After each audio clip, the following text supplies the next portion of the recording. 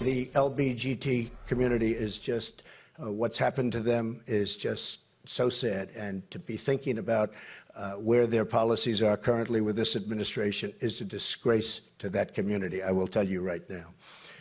Clinton wants to allow radical Islamic terrorists to pour into our country. They enslave women and they murder gays. I don't want them in our country. Ask yourself, who is really the friend of women and the LGBT community? Donald Trump with actions or Hillary Clinton with her words? That was Donald Trump just moments ago in support of the LGBT community, criticizing Hillary Clinton. With me now, the executive director of Log Cabin Republicans, so it's a group that represents gay conservatives. Gregory Angelo is my guest. Gregory, we are thrilled to have you here on what we would hope would be a happier day. But I want to ask you, is Trump better than Hillary Clinton for the LGBT community? You know, Deidre, first of all, before we get going, I do want to make sure to convey the sorrow and the sadness and the sympathies that Log Cabin Republicans members all across the country are feeling for our LGBT brothers and sisters and their family members who are in mourning right now, along with us. So just allow me to take that moment. Of course. When it comes to Mr. Trump, I am on record going back to August of last year saying that if he were to win the nomination for president, he would be the most pro-gay Republican presidential nominee in history. And today's speech that he gave continues to bear that out. I think what happened in Orlando really opened the eyes up to a lot of people in the LGBT community that national security issues are LGBT issues. It's not only about marriage equality or non-discrimination protections. Those things are important.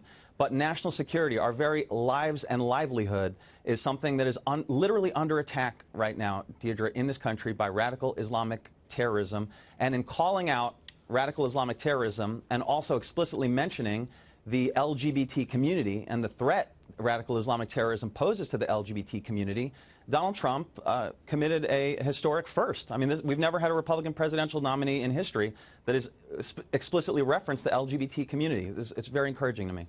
Well, to your point, some branches of Islam, as you say, target gays, target women, target any single person who... Religious minorities? Yep. Exactly. It's a long list. As far as your peers, when you reached out and you spoke with people in your group today, obviously reaching out for support, but does everyone share your view? You know, like many Americans and like many even in the Republican Party, Log Cabin Republicans members are not monolithic, and our members have very different and disparate opinions of Donald Trump. What I've long said is that if you put everything else aside with Donald Trump, he is the most pro-LGBT nominee that this party's ever had. But sometimes putting everything else aside with Mr. Trump is a Herculean, if not impossible task. And so we don't look at candidates, Mr. Trump or anyone else for that matter, exclusively through a single issue. But there are most definitely Trump supporters who are members of Log Cabin Republicans. We have Trump delegates going to the Republican National Convention who are members of Log Cabin Republicans as well. All right. Well, I know you'll continue the conversation there because you bring up some great points in the meantime. We're really glad to have you here. Thanks for having me on, Deidre. Hopefully next time it's under better circumstances. We would all love that. Gregory Angelo with me there, Executive Director, Log Cabin Republicans.